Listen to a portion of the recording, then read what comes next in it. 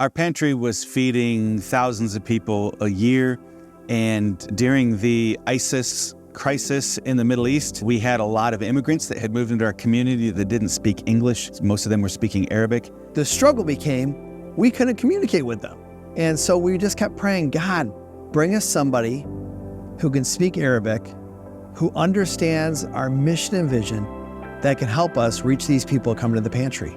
And God brought us Avdal and his wife Hiba. Now you wouldn't know it, but Avdal, he is still a famous preacher in Egypt. In 2012, we took a step, a difficult step in our life. We decided to leave Middle East and move to United States. And God opened our eyes to Michigan.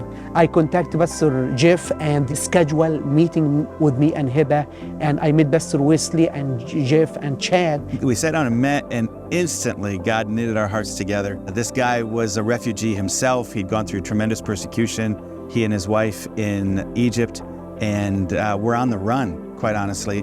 But when they landed here, they had lost everything, and they just decided we are going to lean in and reach our people for Jesus. And so with no money and no outside help, they were serving hundreds and hundreds of Arabic-speaking people in Madison Heights. And we said, man, we want to be a part of that. They told me a good sentence. They told me, you are answer of our prayer. For 3 years, we prayed that God send one from Middle East, speaking Arabic, and have this passion to reach Middle Eastern people.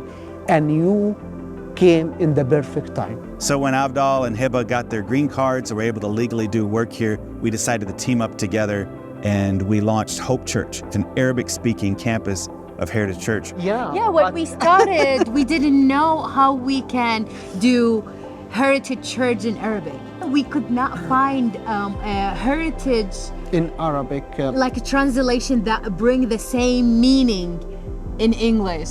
So that's why we said, okay, HC, let's just make it closer, HC, Hope Church.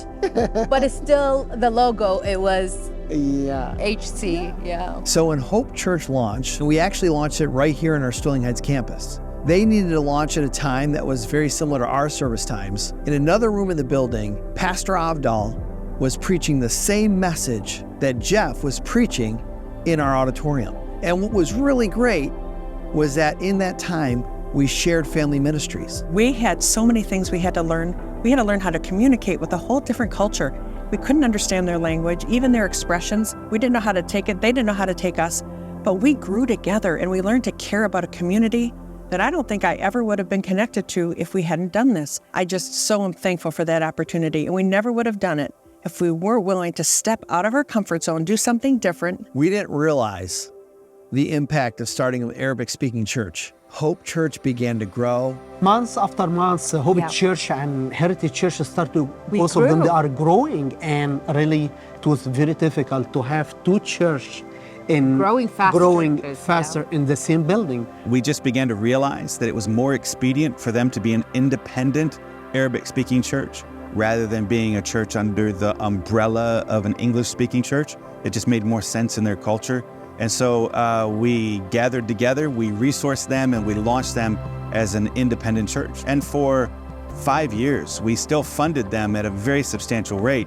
We just didn't take any of the credit or anything. We were getting them on their own 2 feet, and they're just thriving as a church. I be honest with you, every one of you had like a big point in our life. Your prayer, support, financial, especially the financial support without in this. Because when we started Hope Church, we had no financial resource.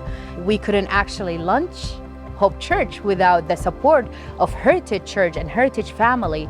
They said, okay, we're gonna support Avdal for 3-5 years, and we're gonna support Hope Church, where all our ministry was covered, all our needs, like whatever we needed to do outreach, to do ministry, it was covered by the resources that come from Heritage Family. I think our hearts will always be knitted together because of the choice that we made. And it was a choice. It wasn't always an easy choice. It was a messy choice a lot of times. But when you make that choice, you get to be a part of every good thing that comes out of that.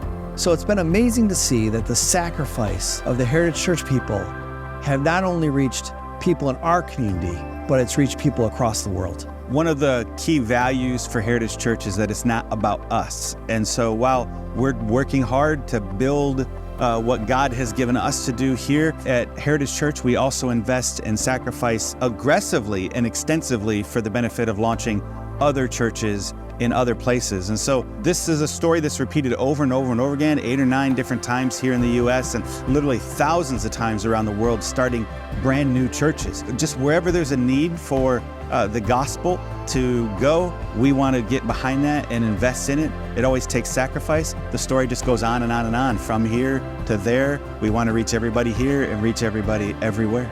The sacrifice is worth it because the impact is worth it. We can express what in our heart. We have a lot in our heart. We love you.